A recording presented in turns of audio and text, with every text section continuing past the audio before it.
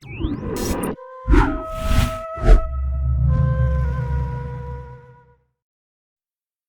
little essay on beauty. Beauty is an elusive power whose presence is an invisible asset, whose absence leaves a supreme need unfulfilled. Beauty has been defined as symmetry or the harmony of form. It is a proper adjustment of parts, a reasonable synthesis of members, an order pleasing because it is proper. Beauty is not identical with an object nor with the grouping of objects. It is a spirit which is created by the proper bringing together of a number of parts, which may not be necessarily beautiful in themselves, but which produce a harmonious whole.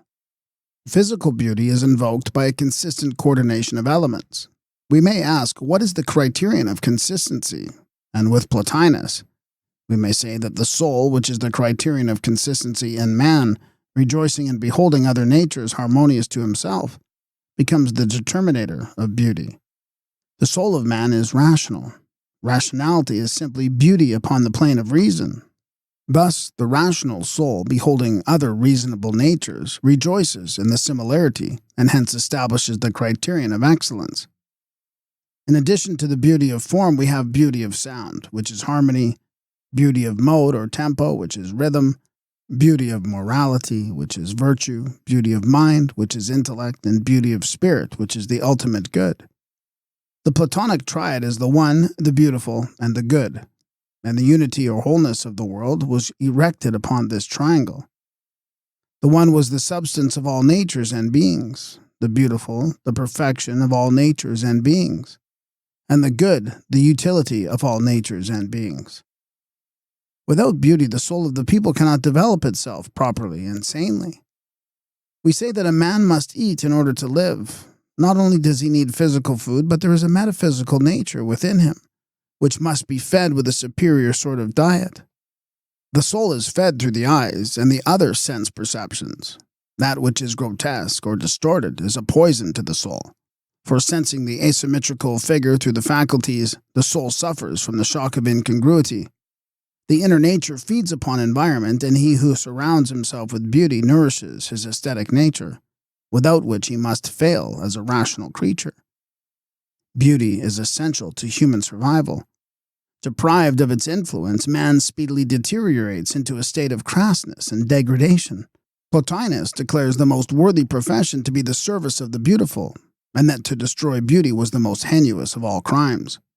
Greece produced the most beautiful civilization the world has ever known by emphasizing the necessity of aesthetics and establishing beauty as one of the pillars of the state. One of the great needs of our civilization is a greater emphasis upon aesthetic ideals to modify the extreme utilitarianism of our age and thus permit the survival of the subtler elements of culture. Mysticism of Omar. Omar, the mystic, climbed through the 7 gates, and on the ancient throne of Saturn sate. Many a knot he unraveled by the way, but not the master knot of human fate. Thus, from his own admission, we learn that the tent maker followed Mohammed through the 7 spheres, exploring with extended intellectual faculties all the mysteries of existence, only to discover finally that the essential truths of life remained as unsolvable as before. The pessimistic quatrains of Omar are the result of this disillusionment concerning the reality or even the possibility of knowledge. He had not yet learned that reason is a process in the understanding rather than in the mind. So from this fruitless effort to grasp infinities with finite comprehension, Omar turned to choose the mystic way of ecstasy. He tells us of his secret aspiration, how far from his base metal will be filed a key that shall unlock the door the dervish flouts without. Omar himself becomes an embodiment of the wild abandonment of Jalaluddin, that saint who whirled himself into infinity by spinning his body to the rhythm of the stars. Grieving over the unreality of things as they seem to be and the hopelessness of being itself, Omar turns from the contemplation of phenomenal illusions to drown his sorrows in the wine of forgetfulness. This is a definitely Oriental idea. Departing from the so-called reasonable attitudes of mankind, the ascetic finds himself picked up and whirled through space, his very being scattered through the substances of the superdimensional universe. In his ecstasy, he suddenly realizes that Yesterday is dead and tomorrow will never come. That there is only an infinite and eternal ever-flowing now. That the past is a vast area of faint regrets and the future abode of dreams that will never come true. The mystic no longer dwells in time. Time dwells in him.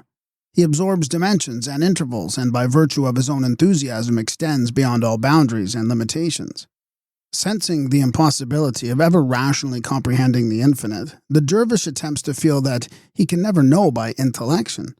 Unable to understand life, he chooses to open himself to it so completely that he becomes intoxicated by the divinity that flows through him. Stirred by a strange fire that glows within, and urges him to the wild abandon of his sect, the dervish flings wide his arms, and as his whirling starts, he so completely relaxes that even as he spins, he seemingly sinks backward into the soft embrace of space. His mind thinks motion, his soul feels motion, and with some inner faculty he perceives the infinite motion of cosmos. The earth beneath him and things about him vanish, as in the whirlwind. The phenomenal sphere, with its infinite diversity of illusions, fades into nothingness, and he whirls, possessed by the strange exuberance of life. Something within him stirs. The bud of the mystic rose turns over and swells from within outward. As with waves of ecstasy, he feels its petals opening one by one and releasing the reservoir of life within. First little ringlets of life appear, then streams of energy pour from him. And finally, as the flower reaches the fullness of its bloom, it seems as though his soul is whirled into nothingness. This is the intoxication of the Persian and Mohammedan mystics. They are drunk, as it were, with the spiritual effulgency. The individuality is shattered by the force of this immense and all-possessing passion. In this dance of ecstasy, hopes as well as regrets are forgotten. Memory ceases. Hope, ambition, everything vanishes until the only emotion left is perfect bliss that knows neither itself nor any other thing. For a moment, the dervish is not. Life is not. God is not. Nothing is but the sweeping vibration that whirls the whole being into a terrific emotional crisis. If you look into the face of the dervish while this awesome mood possesses him, you will see his visage lighted by an almost terrifying splendor. He is drunk with God. This is the mystical experience which psychologists have such difficulty in explaining, which science cannot comprehend, and which is wholly indescribable. It is the ecstasy of the saints, that tremendous force which, whether actual or imaginary, completely destroys the normal rhythm of life and throws the ascetic into an almost unbelievable state of sufficiency. When he returns to normal consciousness, the dervish brings with him a certain recollection of the condition through which he has passed. From that time on, he lives but with a single ideal, the final absorption into this bliss of what he has tasted. Union with his beloved becomes his one purpose, and this beloved is naught else but the sphere of his ecstasy. Not until this inner realization of the power of beauty, the infinite perfectness and wisdom of existence, and the strength of infinite purpose does the individual achieve to true wisdom. A man may possess the earth, reach the heights of authority, master the most intricate art or science, and be elevated to the state of godhood by an admiring populace. Yet until beauty possesses his soul, he is an empty and lifeless shell. Not knowledge, but appreciation for and ability to sense the deeper purposes of life constitute the open sesame to the divine sphere. Appreciation is the power to sense the greater beauty, to see with the eyes of the soul. Appreciation is something that cannot be created by mere affirmation.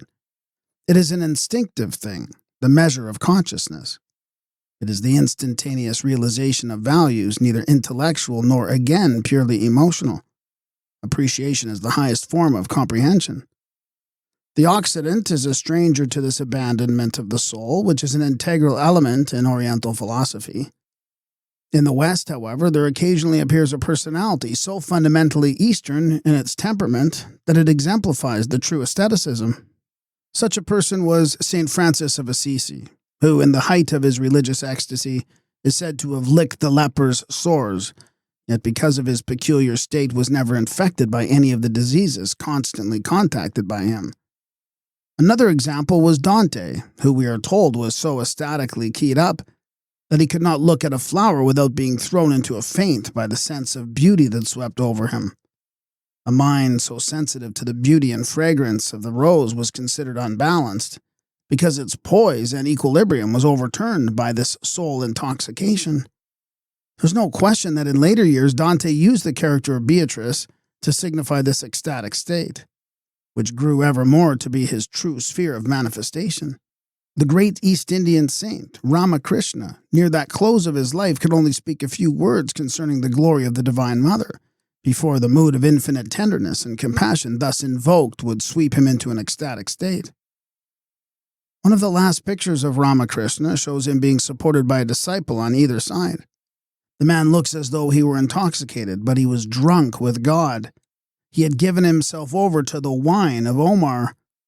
The last few years of Ramakrishna's life were hardly lived in this physical world at all, he being united for the most part with the beauty and magnificence of the divinity whose abode was the sphere of ecstasy. There is a strange thing about this soul intoxication. It is very habit-forming. An individual who thinks that the nicotine, morphine, or alcohol habit can possess the life should realize how completely enthralling the ecstatic state becomes. Once the disciple has tasted of this wine of life, nothing else holds any interest for him. The visions of the Eastern mystic become more frequent and of longer duration, until finally, with his face lighted as by some celestial splendor, he whispers, "I go to my beloved," to sink into a trance-like state from which he returns no more. One would be led to infer from the Oriental fables, especially those of Arabia and Persia, and of which the Rubaiyat of Omar is an example, that Eastern saints and mystics were extremely intemperate. Their intemperances, however, were of the soul rather than the body. Arabian literature describes the orgies of the wise in a manner resembling the ancient Greek bacchanalia. The sages are depicted as seated before a board groaning beneath the weight of culinary delicacies. As the banquet progresses, the wine flows like water. The partakers lose all sense of propriety, and the whole affair reaches its climax in a revolting scene of debauchery and licentiousness. The disgusted reader turns from the narrative as from an unexpurgated edition of the Arabian Nights, unable to find any excuse for chronicling the episode. But what are the facts? Let us presume that we are attending, vicariously of course, one of these banquets. You will see the mystics, saints, and sages sitting either along the wall or in a circle, each reclining against a forked stick which holds his arms and supports his body. Neither food nor drink is in sight, and if by chance there should be a meal, it is of the coarsest ingredients and meager in the extreme. Indulgence is of the imagination, not of the body.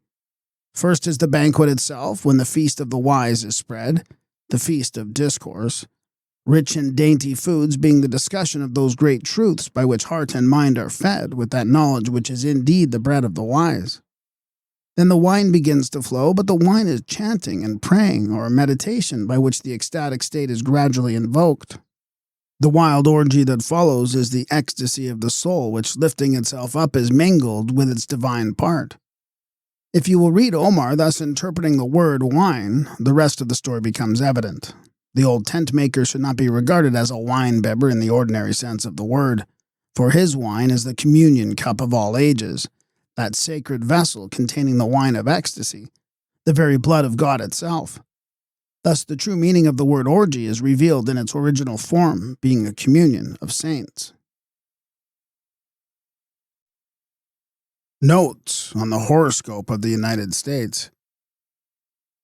As we continue our diagnosis of the 100% American from last month, it should be particularly noted that with Gemini ascending, the ruler of the horoscope of the United States is retrograde Mercury in the second house.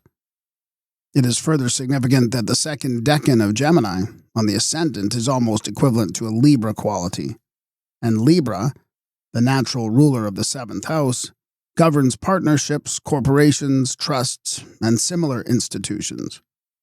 This brings a negative Venus influence with a tendency to egotism and vanity. Here also is the nightclub and cabaret life. The retrograde Mercury warns of a perverse application of the two elements which Mercury represents, quickness and intellect. We have already noted that nerves are a national disease. The speed consciousness is a factor in this nervous condition and can become a menace to the integrity of the people. We do things faster in this country than anywhere else on earth. In fact, rapidity is undermining quality and greatly detracting from the comforts of a more leisurely existence. With Jupiter in the first house, the mind is inclined towards mass production, while Venus, a somewhat superficial planet, increases the gullibility of the popular mind, with the result that things are accepted on their face value and not given proper analytical consideration. Mars, conjunct the ascendant, bestows an unusual amount of energy and an insatiable ambition, which strengthens the superiority complex. The retrograde Mercury, the spirit of haste, is apt to be without comprehension of the destination to which it is speeding. Daily, we see the spectacle of speed mania. Everyone is in a mad rush, but no one seems to know where he is going or why he is in such haste to get there. It is one thing to be a messenger of the gods, but it is still more desirable condition to know what is the message we are supposed to convey. Mercury retrograde in the second house also tells us considerable about our financial system and methods. A retrograde Mercury is tricky, being given to scheming and intrigue. We are more interested in the possession of money than in the earning of it, and will juggle finances to achieve a condition of opulence without lending ourselves to the task of production. Mercury is the hypothetical middleman, the financial genius of this country, and to a great measure symbolic of our money system. This retrogression in the house of finance denotes periodical, unusual, and extreme fluctuations of money values. Financial panics will occur whenever progressed planets move over this house or form aspects from vital angles of the chart. Nearly all these panics result from the surfeit of fictitious money values, money made in someone's head, on paper, or in other devious ways, with not enough actual cash on hand to go around. The financial attitude of our people is revealed as innately speculative. We enjoy the theory of speculation. We are natural gamblers, and like the members of that profession, have little real money sense. It is easy come, easy go, and no matter how much the average American earns, he will never have anything. He will always live slightly in excess of his income. As long as we spend anticipated profits, we are likely to have unsound finances. We mortgage the future. And where the future is as uncertain as it is today, this is a practice highly dangerous, to say the least.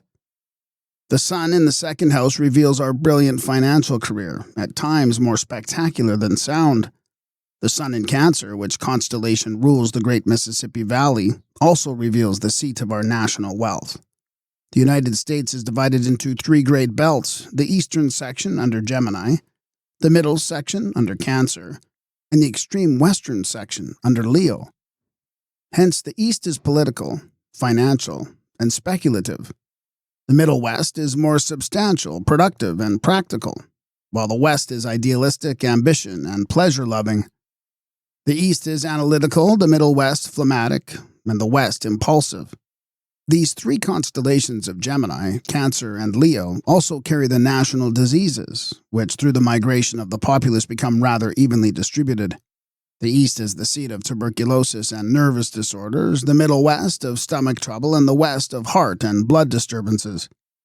There is no question but that the trend of American civilization is definitely westward, and from the chart we can readily see why progressive religious movements experience their greatest success along the Pacific coast. Uranus is the patron genius of this country. It is in Gemini, close to the ascendant, revealing the liberal and yet erratic temperament of the average American. Mercury, as the ruler of the chart, foreshadows our inventive ability and the tremendous progress made in the fields of communication and transportation. Scorpio, upon the cusp of the sixth, and Venus in the first house, reminds us that sex is the vital factor in national health. There is an extreme and unnatural emphasis upon it in the general temperament of the people. The moral situation is constantly occupying the public mind. Scorpio, upon the cusp of the house of health, further signifies to the serious thinker the startling amount of venereal disease in the country. Aquarius, upon the cusp of the ninth house, with the moon therein, shows our idealistic tendencies and ever-growing inclination toward the occult. The Lord of the eighth house, intercepted in the fifth, warns that our love of amusement, pleasure, and indulgence may result in national destruction. The early life of Rasputin. Gregory Efimovich Rasputin was unquestionably the instrument of an outraged providence. The alchemy of life which produced this strange man endowed him with the qualities necessary to the accomplishment of his mission. The child was as great a mystery as the man, but maturity rendered the potentialities more evident. Yet in all things the end was consistent with the beginning. The story of Rasputin has its actual beginning in the 12th year of his life, for at that time destiny first showed its hand. Gregory and his brother were playing together by the side of a stream, when the latter, without warning, fell backward into the icy water. Without an instant's hesitation, Gregory jumped to the rescue, and both boys would have drowned together, clasped in each other's arms, had not a peasant who chanced to be passing by rescued them. The brother died of pneumonia, and Gregory, sickening from the chill of exposure, was desperately ill for an extended period of time. It was while recuperating from this episode that the boy first demonstrated the presence of a supernormal power. Previous to this time, he had been a somewhat moody and peculiar child, but now to the minds of the simple peasants he became positively uncanny. It was noised about that young Gregory possessed second sight. In fact, he became a sort of local oracle looked askance at but consulted when all the other mediums failed. His fame grew from his detection of a horse thief. It was a most dramatic situation. A group of villagers had gathered at the home of his parents to discuss the matter of a recent theft, when Rasputin, presumably unconscious, rose from his sick bed and, appearing suddenly in the midst of the circle of astonished peasants, actually jumped upon the back of one of the leading citizens of the town and pounded the amazed man with his fists, crying out, "He stole the horse!" Inspired by the impression that the boy had made, later investigation proved him to have been correct, and the townsfolk whispered together that there was something very strange about a child who could thus read the innermost thoughts of another. Parallel with the development of this peculiar psychic power, there also grew an increasing tendency towards dissipation, so that Gregory became ever more of a contradiction. Rasputin's career reveals with vividness the disaster which nearly always overtakes the untrained mystic. Between the ages of 12 and 30, his life discloses nothing of particular significance. Adolescence brought with it a strong animalistic emphasis, intensifying the appetites and emotions and making the physical nature predominant. It has been said that the worst sinners make the greatest saints. If this be true, Rasputin laid the groundwork for canonization in his early years. Like St. Francis of Assisi and Raymond Lully, he sinned heartily that his salvation might be all the more complete. In fact, this thought became a definite element in Rasputin's philosophy of life. He had a Lutheran twist, for he seemed to say, with that great divine, "O blessed evil that doth merit us salvation." At 30, we find Rasputin with a definite reputation for dissipation upon the one hand and a peculiar mystical insight into spiritual things upon the other. Being uneducated, Gregory could not philosophize upon the involvements of theology or the elaborate ecclesiastical system of the Russian Church. In religious matters, he was more or less an instinctual ignorantine. He did not seem to regard knowledge as a necessary means to any particular end. Regarding the peasant as the prototype of all humanity, he functioned entirely upon the proletarian level. His marriage at about 30 temporarily steadied the young man. However, he rapidly drifted back into dissipation, frequently taverns and brothels, apparently consecrated to the task of transforming himself into a perfect sinner. 33 is a sacred number, and of peculiar significance in the age of a man, and it was in his 33rd year that Rasputin felt himself called to a holy life. It was this summons that brought him to the foot of the imperial throne, and finally to his end in the dark waters of a half-frozen river. This determination to devote his life to spiritual concerns came as the result of prolonged meditation. While plowing one day, as he came to the end of a row and was turning his team, the heavens opened and a choir of divine musicians filled the air with soft music. As he bowed, terror-stricken, there floated above him the white-robed figure of the Virgin Mary, surrounded by saints and martyrs. Rasputin would never discuss this vision other than to affirm its profound effect upon his life. Strange to relate, this extremely significant occurrence produced no appreciable change in the habits of the man. He never seemed to sense the application of virtue to his personal life, possibly because he had no intellectual concept of vice. Centuries will probably elapse before we have the perspective to analyze the true position occupied by the so-called mad monk. Certain facts, however, stand out, i.e. that his public life was an almost unbroken series of achievement, that with a simple peasant gesture he outwitted the intrigues of his adversaries, and that with the good of his people at stake he devoted himself unreservedly to the improvement and emancipation. This he partly accomplished, with church and state arrayed against him, by virtue of his peculiar hold upon the Tsar and the royal family. The music of the spheres. An introduction to the Pythagorean system of sidereal harmonics. The Greek philosophers declared all things to have a threefold foundation manifesting through a fourfold constitution. Thus the triangle became the proper symbol of cause and the square the natural emblem of effect. The religious and philosophical systems of Greece were founded upon the teachings of a triad of divinely illumined intellects: Orpheus, Pythagoras, and Plato. Orpheus was the founder of the Greek mysteries and mythological system. Pythagoras was the master of numbers, music, and astronomy. He overthrew the postulates of the uninitiated, Thales, who declared the heavens to be a crystal ball and the stars gilt-headed tacks driven deeply into its surface. Plato was indirectly the disciple of Pythagoras, and most of his writings are based upon fragments of the secret Pythagorean code saved from the burned University of Crotona. When 49 years of age, Plato was initiated into the mysteries of the pyramid, and was thus raised by the same exalted brotherhood that had sent both Orpheus and Pythagoras into the world. Of all men it was declared that Pythagoras alone could hear the music of the spheres. He was the first to affirm that music was controlled solely by, and consequently was subordinate to, the laws of mathematics. For this reason, Pythagoras believed that it was a mistake to permit harmony to be determined by the ear, declaring that numerical ratios alone constituted its true normative principle. Pythagorean musicians therefore called themselves canonics, to differentiate their mathematical system of harmonic ratios from the more common harmonic school of their day, which affirmed the ear to be the final criterion of harmony. So deeply concerned were the Greeks with the laws of musical harmony that they forbade the playing of musical selections which were not dignified and inspiring, declaring that ignoble music endangered the very solidarity of the state. Pythagoras also frequently employed music in healing, and one of his disciples cured afflictions of the nerves and muscles by blowing a trumpet into the patient's ear.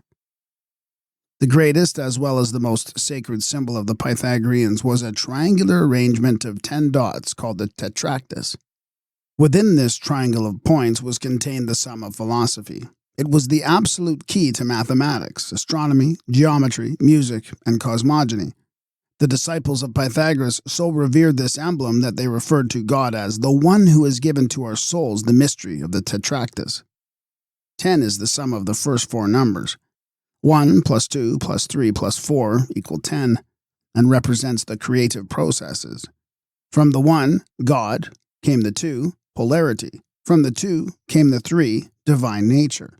And from the 3 came the 4, elementary nature, thus establishing all creatures and powers. In his Life of Pythagoras, Iamblichus describes the curious incident which first led the seer of Samos to evolve the theory of musical steps or intervals. One day, Pythagoras, while meditating upon the intervals of the tetractys, chanced to pass a brazier's shop where workmen were pounding out a piece of iron upon an anvil. By noting the difference in pitch between the sounds of the different hammer blows and their resultant harmony or discord, he gained his first clue to the musical intervals of the diatonic scale. Entering the shop, he found the difference in pitch was due to the difference in size of the hammers.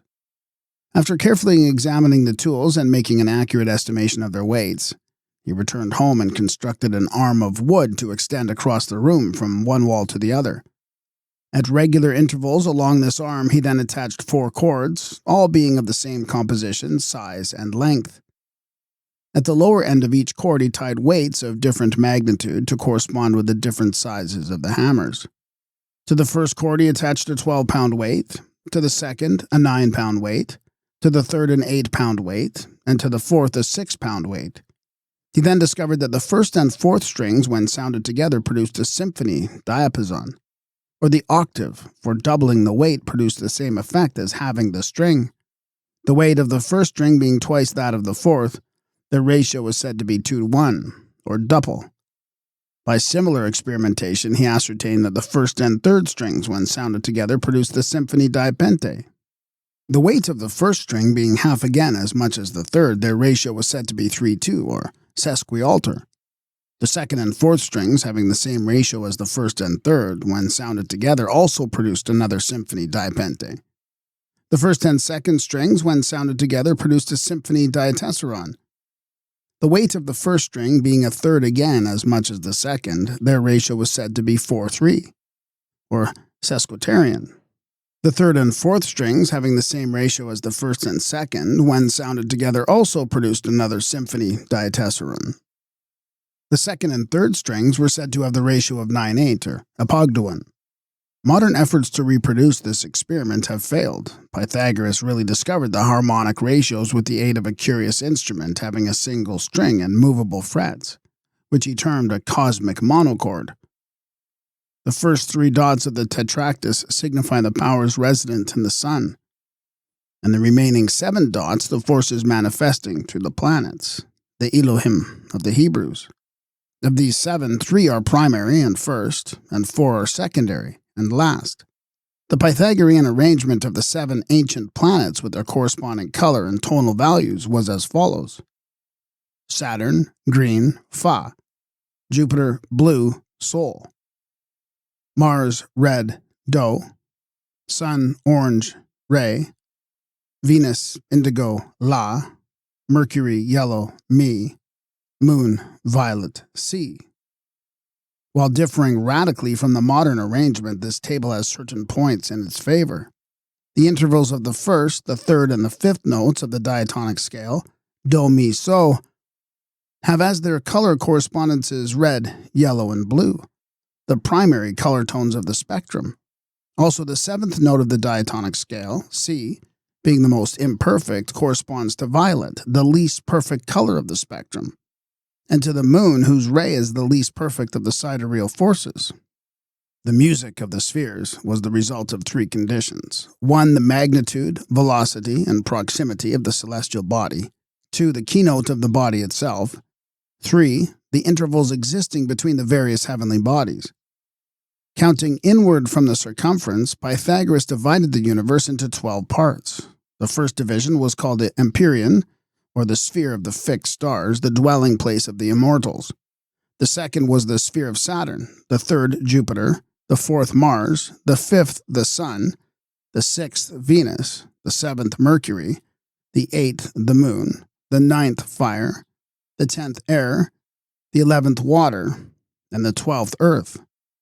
Because the octave consists of 6 whole tones, some authors, such as Robert Flood, the great English Rosicrucian, have used a double octave to signify the 12 divisions. The tonal intervals between these planets are as follows: between the sphere of the Earth and that of the Moon, 1 tone; between the Moon and Mercury, 1/2 tone; between Mercury and Venus, 1/2 tone; between Venus and the Sun, 1.5 tones; between the Sun and Mars, 1 tone; between Mars and Jupiter, 1/2 tone; between Jupiter and Saturn, 1/2 tone; between Saturn and the sphere of the fixed stars, 1/2 tone. The sum of these intervals equals 6 whole tones, or the sum of the tones of the octave. From the foregoing, the harmonic relationships between the various heavenly bodies may be very easily determined. For example, the harmonic chord between the Sun and the Earth is a symphony diapente. Between the Sun and the Moon, a symphony diatessaron, as is also the harmonic ratio between the Sun and the fixed stars. Between the Earth and the fixed stars is the most perfect harmonic interval, the octave. In his History of Philosophy, Stanley shows a single chord stretched between the outer extremity of the starry heavens and the surface of the Earth. The planets are placed according to the ancient Greek order, for although Pythagoras recognized the Sun as the center of the solar system, he placed the Earth in the center of his monochord because his calculations were made from its surface. This reveals what the ancients meant when they spoke of the 7 heavens, through which the soul descends into birth. The Greek mysteries included in their doctrines a remarkable concept concerning the relationship of music to form. The elements of architecture, for example, were considered as comparable to musical notes or as having a musical counterpart. The inspired Goethe, centuries later, said, "Architecture is crystallized music." When a building was erected by the Greeks in which a number of architectural elements were combined, the structure was then likened to a musical chord, which chord was harmonic only when it fully satisfied the mathematical requirements of harmony. Thus, a certain chord was said to be the keynote of the edifice. The late Enrico Caruso used to demonstrate this principle of the keynote with a glass tumbler, first striking the tumbler several times to ascertain its tonal pitch. He would then reproduce it with his own voice. After intoning this for a few seconds, the glass would be shattered to bits. In all likelihood, this is the true explanation of the story of the walls of Jericho, which fell when the trumpets of Israel were sounded. By applying the same principle, in a manner now unknown, a disciple of Pythagoras once prevented a guest from murdering his host. After striking a few notes upon a lyre, the angry man with drawn sword trembled like a leaf and was unable to move until the musician ceased his playing. The natural religion of mankind. What men ordinarily term religion may be defined as a primitive tradition subjected to constant revision, reformation, and restatement. The great world religions of today are products of an almost interminable process of modification. Occasionally, the advent of a new religion is announced. If we analyze its articles of faith, however, we will discover that it is only a conscientious objection to some previous cult or creed. Each succeeding religion is built coral-like upon the dead substratum of a previous order.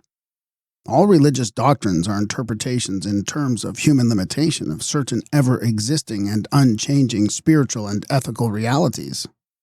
World saviors are purifiers of tradition, reshapers and reformers of doctrines.